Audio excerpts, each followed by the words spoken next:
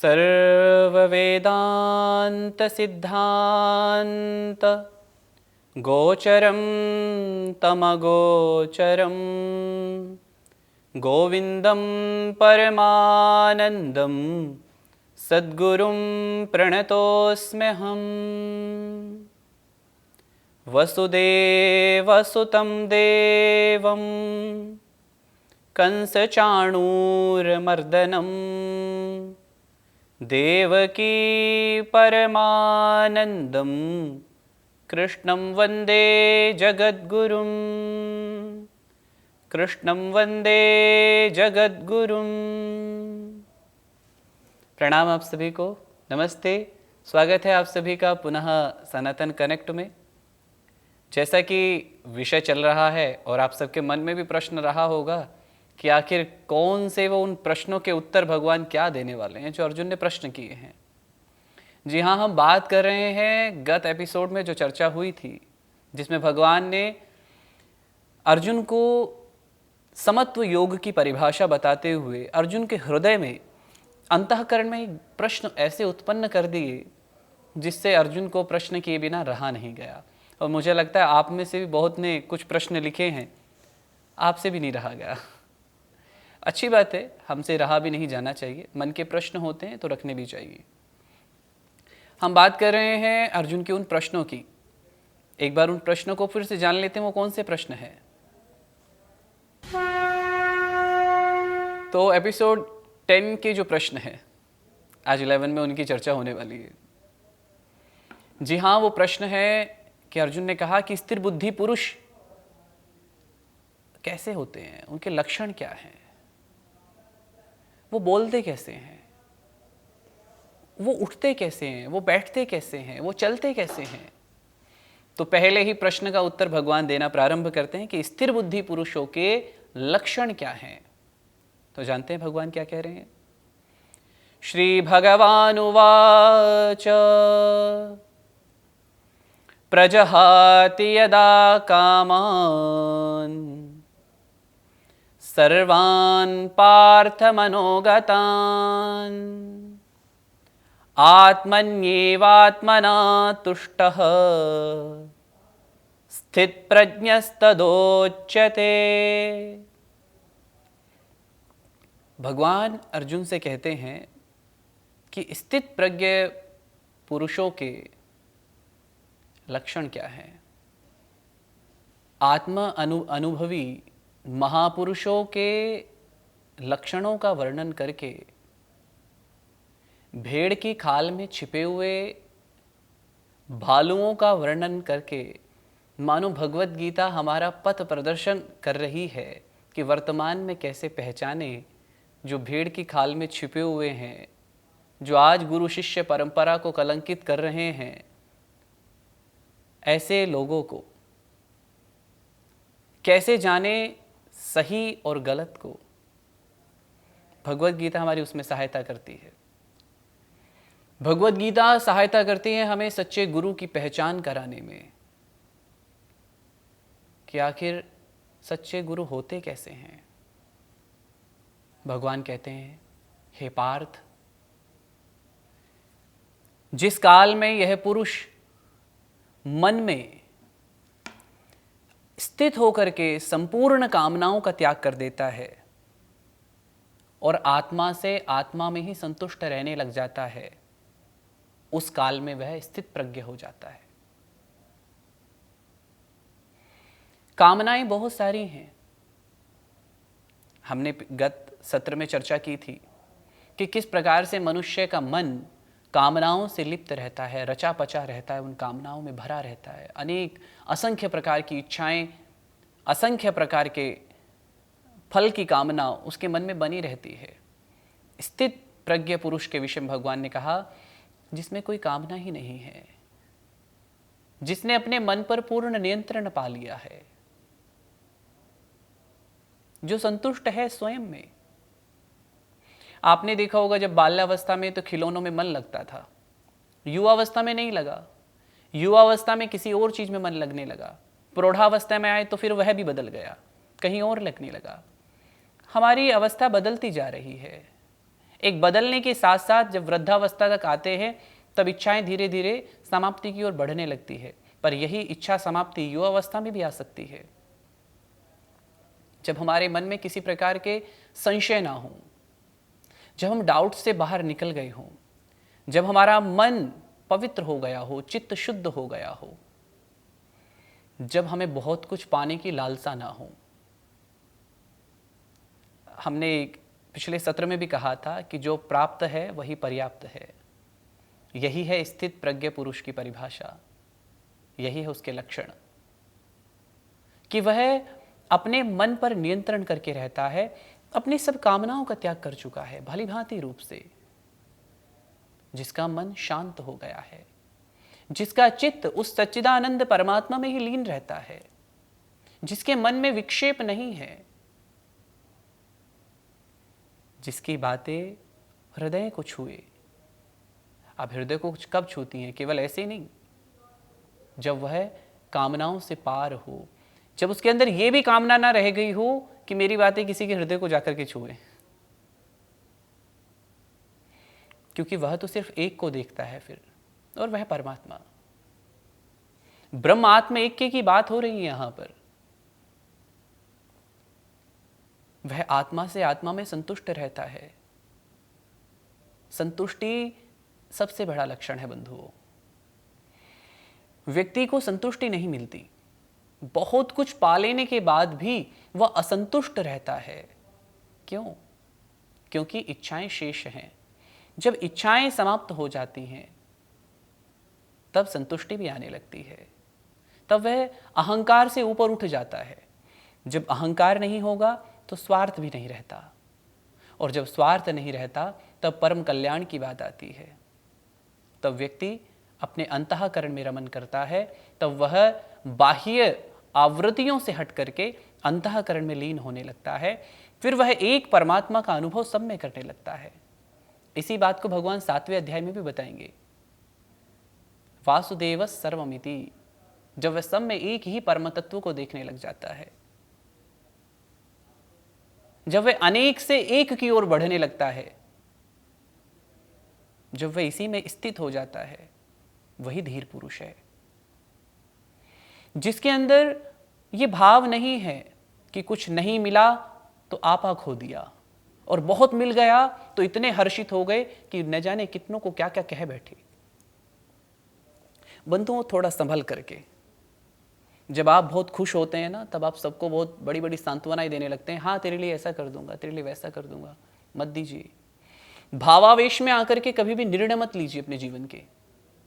हम जब भाव में बहते हैं, क्रोध में आकर के हम अपना आपा खो देते हैं। जिसको नहीं कहना चाहिए उसको भी अपशब्द कह देते हैं। क्रोध में आने के बाद हम भूल जाते हैं कि हमें किससे कैसे बात करनी चाहिए, और जब हम अति प्रेम में आ जाते हैं तब हम भूल जाते हैं किसी को वादा नहीं करना चाहिए। हम केवल प्रयास कर सकते हैं, सभी प्रयत्न कर सकते हैं किसी भी कार्य को करने के लिए। कभी भी किसी को पूर्ण रूप से ऐसा मत कही कि मैं हाँ तुम्हारे लिए ऐसा कर ही दूंगा। हम करता नहीं है। जब तक आपके अंदर ये कर्तापन का भाव बना हुआ है तब तक आप अहम भाव से ऊपर उठे ही नहीं हैं।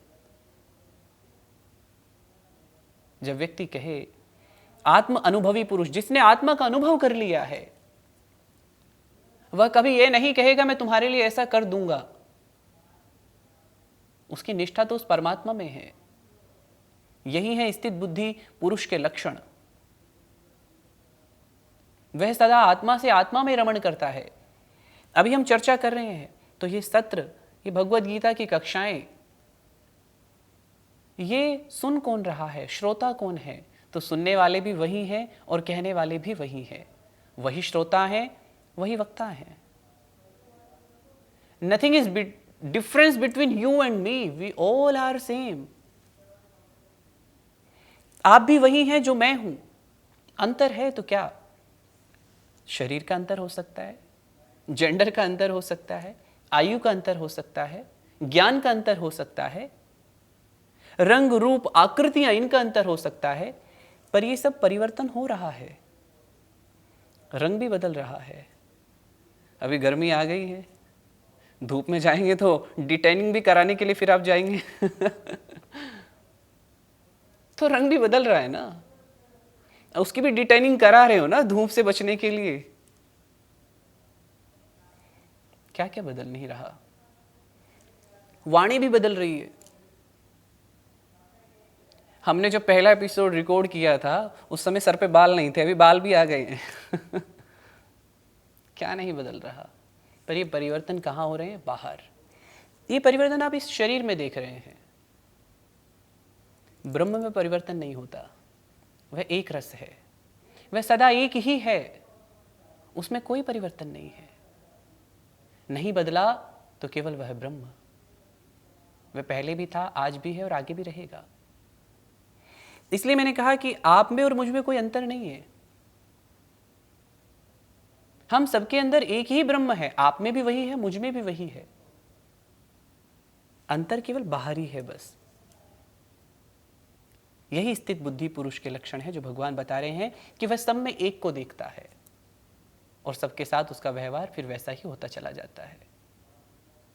आगे भगवान बताते हैं, आगे के 2 श्लोकों में भगवान जो वर्णन कर रहे हैं वह कर रहे हैं स्थिर बुद्धि पुरुष बोलता कैसे है। अभी बताया उसके लक्षण क्या हैं, अब वो बोलता कैसे है। दुःखेष्वनुद्विग्नमनाः सुखेषु विगतस्पृहः वीतरागभयक्रोधः स्थितधीरमुनिरुच्यते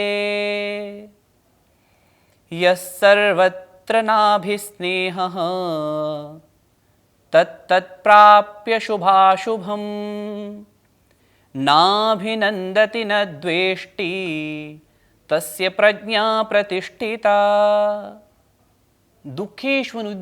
दुःखेषु अनुद्विग्नमनाः, दुखों की प्राप्ति होने पर जिसका मन उद्विग्न नहीं होता, उद्वेग नहीं होता, और सुखों की प्राप्ति होने पर जो सर्वथा निस्पृह रहता है, जिसके राग भय और क्रोध नष्ट हो गए हैं, ऐसा मुनि स्थिर बुद्धि कहा जाता है। स्थित प्रज्ञ पुरुष का सबसे मुख्य लक्षण है आत्मा आनंद, कि वह आत्मा के आनंद में रहता है। और दूसरा लक्षण भगवान यहाँ पे बता रहे हैं कि वह उसका लौकिक जगत में व्यवहार कैसा रहता है। पहले बात है अंतःकरण की, वह अंदर से आनंद में है, उस आनंद में जिसका वह वर्णन नहीं कर सकता। और दूसरी में जो भी बात बता रहे हैं वह है कि उसका व्यवहारिक इस लौकिक जगत में, क्योंकि शरीर में है तो शरीर के साथ व्यवहार भी है, तो उसका व्यवहार कैसा रहता है। भगवान श्री कृष्ण कहते हैं कि वह समत्व को प्राप्त हो जाता है, सुख में दुख में उसका मन समत्व में रहता है। वह पुरुष जो राग से, द्वेष से, क्रोध से ऊपर उठ गया है, जो भावावेश में नहीं है,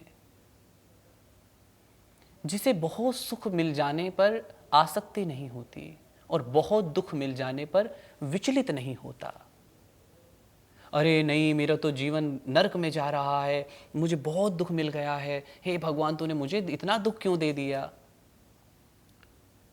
जो दुख में भी सम रहता है और सुख में भी सम रहता है, जो क्रोध आने पर भी क्रोध नहीं करता है।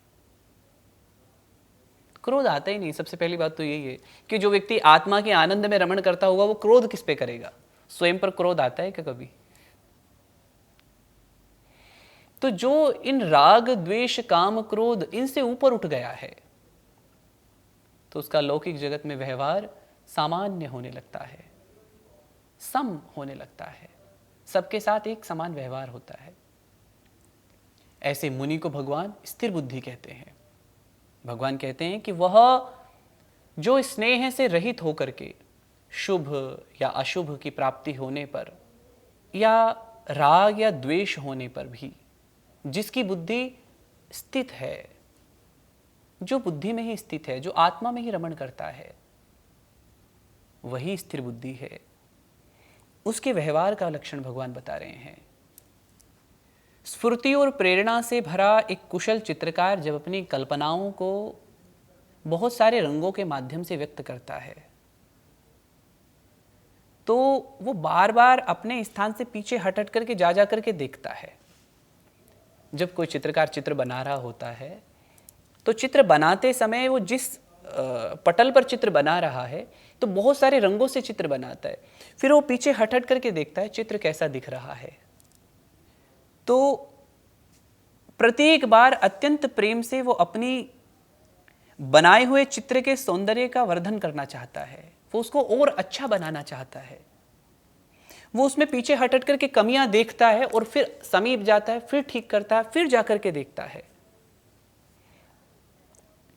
यहां भगवान श्री कृष्ण ज्ञानी पुरुष के चित्र को अर्जुन के हृदय पटल पर चित्रित कर रहे हैं और चुने हुए शब्दों में ज्ञानी के व्यक्तित्व के विभिन्न पक्षों पर और अधिक प्रकाश डालते हुए कह रहे हैं कि वह कैसे अनासक्त रहता है।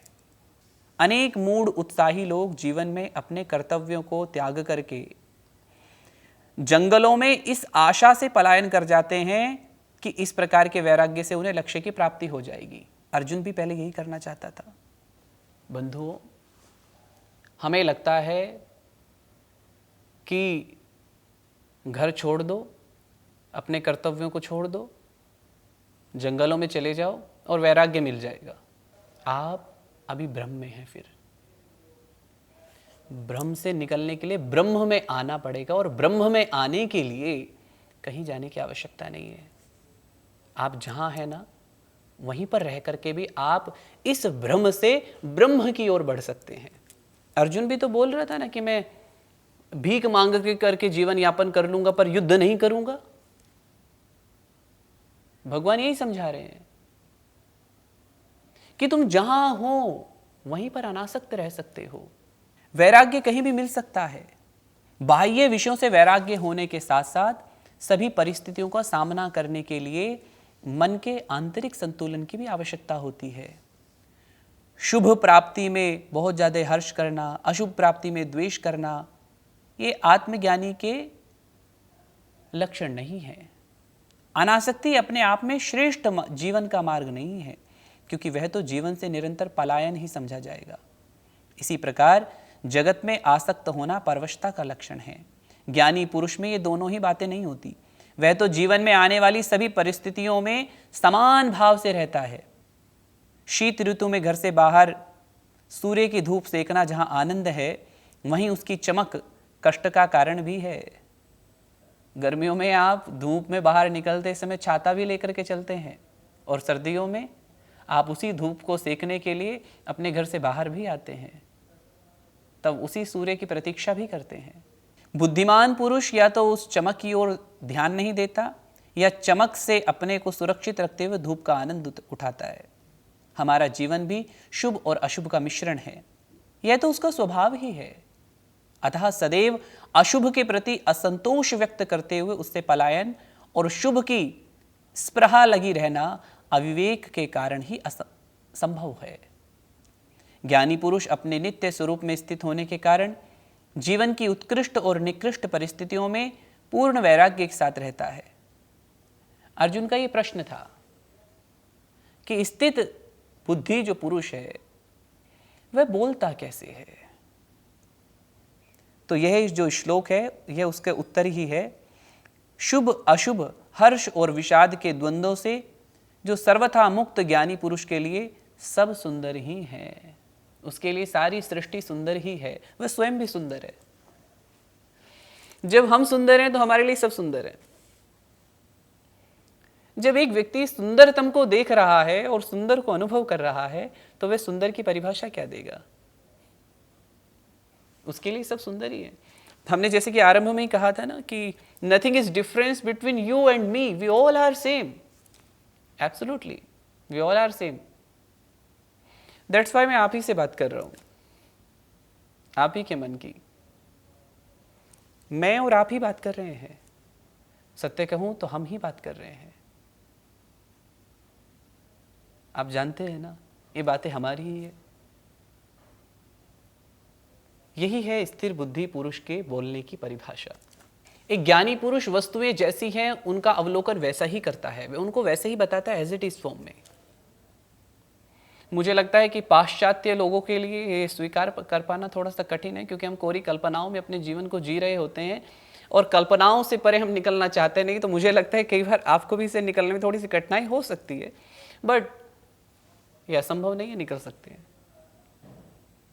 भगवत गीता के विद्यार्थियों के लिए असंभव तो हो नहीं सकता। आपके लिए कुछ असंभव नहीं है यदि आप ये सत्र देख रहे हैं तो। यदि आप भगवत गीता से जुड़े हो तो कुछ भी असंभव नहीं है। आगे के जो प्रश्न है, आगे भगवान और अर्जुन को बताते हैं, वह है यदा संहरते चायम कूर्मोऽङ्गानीव सर्वशः इन्द्रियाणीन्द्रियार्थेभ्यः तस्य प्रज्ञा प्रतिष्ठिता। स्थित प्रज्ञ पुरुष बैठता कैसे है, इस प्रश्न का उत्तर है भगवान एक बहुत अच्छा उदाहरण देते हैं। आप सबने कछुआ देखा होगा, देखा है ना आपने? कछुआ जब कोई संकट आने वाला रहता है तो कछुए के ऊपर एक कवर होता है। तो जैसे ही कछुए को संकट आभास होता है तो अपने आप को सुकोड़ लेता है और उस कवर के अंदर अपने आप को पैक कर लेता है। भगवान ने ये उदाहरण दिया यहाँ पर कि यदा संहरते चायम कूर्मांगानीव सर्वशः। जैसे कछुआ सब ओर से अपने अंगों को जैसे समेट लेता है, वैसे ही जब यह पुरुष इंद्रियों के विषयों से इंद्रियों को सब प्रकार से हटा लेता है, तब उसकी बुद्धि स्थिर हो जाती है, ऐसा समझना चाहिए। आत्मा आनंद की जब बात चलती है तो हमारे मन में प्रश्न आता है हम कैसे हटाएं अपने आप को। तो कछुए का उदाहरण बहुत सुंदर है। हमारी जो इंद्रियां हैं, हमारे सामने कंटेंट है, हम क्योंकि समाज में रहते हैं तो गलत कंटेंट भी आते हैं। आजकल सोशल मीडिया पर हम सब देख भी रहे हैं, सुन भी रहे हैं, उसको महसूस भी कर रहे हैं, मन के द्वारा जान भी रहे हैं। हमारा मन भी कई बार भागने लगता है उस ओर। पर जैसे कछुआ अपने इंद्रियों को, अपने जैसे संकट को देखता है तो अपने शरीर को सुकोड़ लेता है और उस कवर में पैक हो जाता है। एक स्थिर बुद्धि पुरुष भी जब उसे लगता है कि मेरे लिए क्या गलत है, आंखों से देखने योग्य क्या है, कानों से सुनने योग्य क्या है और जिह्वा से ग्रहण करने योग्य क्या है, जब वह इन बातों को अच्छे प्रकार से समझ लेता है, तब वह इन इंद्रियों के विषय से अपने आप को हटा करके स्थिर कर लेता है। वह भी कछुए की तरह अपने आप को अंदर उस परमानंद में अनुभव करने लग जाता है। स्थिर बुद्धि पुरुष इस प्रकार से अपने आप को इंद्रिय जनित विषयों से बचाता है। आगे भगवान कहते हैं विषया विनिवर्तन्ते निराहारस्य देहिनः रसवर्जं रसोप्यस्य परम दृष्ट्वा निवर्तते। आपने देखा होगा बहुत बार हम अपनी इंद्रियों को, विषयों को ग्रहण करने से रोक तो लेते हैं, हमने अपने आप को रोक तो लिया है किसी कार्य को करने से, पर आसक्ति बनी हुई है अभी भी अटैचमेंट उसके प्रति बना हुआ है।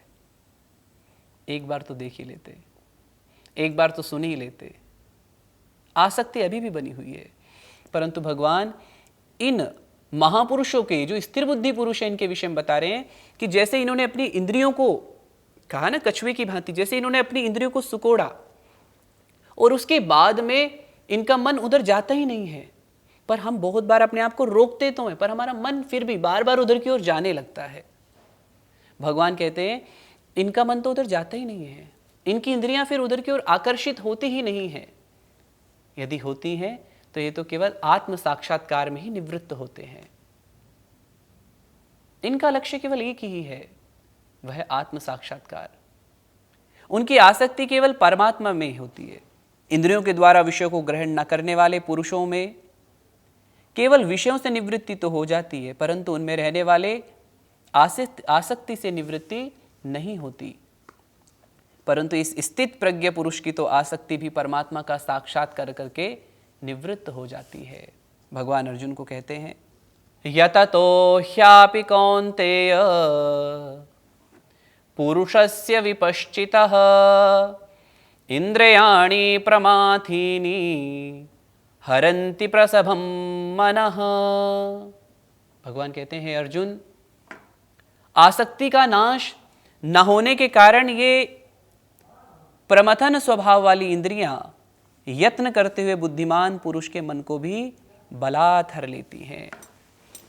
भगवान अर्जुन को इस श्लोक में जो बता रहे हैं, वह कह रहे हैं कि इंद्रियां कैसे बल के द्वारा मनुष्य को खींचती हैं अपनी ओर। मनुष्य बचना चाहता है कई बार, पर जब तक हमारे इस आसक्ति का नाश नहीं होता, क्योंकि अभी आसक्ति बची हुई है, इसलिए अगर थोड़ी सी भी आसक्ति रह जाती है तो इंद्रियां हमें बलात् खींच लेती, बल के द्वारा अपनी ओर आकर्षित कर ही लेती हैं और हम इनकी चपेट में आ ही जाते हैं। इसलिए भगवान अर्जुन से कह रहे हैं कि बुद्धिमान पुरुष के मन को भी ये इंद्रियां कई बार आकर्षित कर सकती हैं। ये इंद्रियां इतनी प्रबल है, ये मन इतना प्रबल है कि ये बुद्धिमान पुरुष के मन को भी आकर्षित कर सकता है, यदि उसका मन इस आसक्ति से पूर्ण रूप से निवृत्त नहीं हुआ तो इसलिए बंधुओं, इसका पूर्ण रूप से इससे अनासक्त कैसे हों। और अभी तो भगवान ने, क्योंकि स्थित बुद्धि पुरुष बोलता कैसे है, बैठता कैसे है और उसके लक्षण क्या है, इनके उत्तर भगवान दे चुके हैं, पर वह चलता कैसे है। और इस अध्याय की समाप्ति तक भगवान उसी के विषय में बताएंगे। हम जानेंगे आगे कि किस प्रकार से भगवान आगे के श्लोकों में उस स्थित बुद्धि पुरुष के बैठने और चलने की क्रियाओं के विषय में बताएंगे। वह हम जानेंगे अगले एपिसोड में, एपिसोड 12 में।